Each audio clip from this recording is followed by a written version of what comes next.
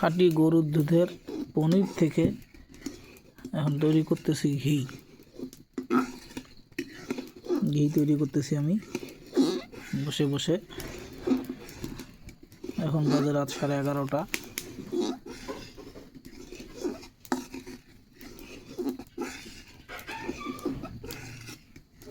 শীতের মৌসুমে ঘি আলুর ভর্তা দিয়ে ভাত, গরম ভাত।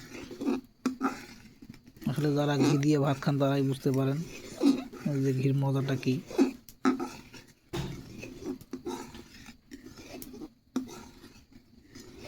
জাল চলতেছে চুলায়।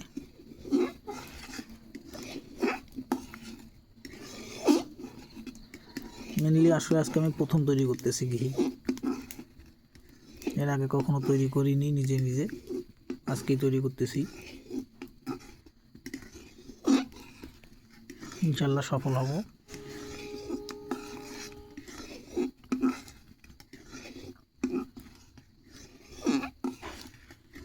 আপনারা দেখতে থাকেন, লম্বা ভিডিও হবে।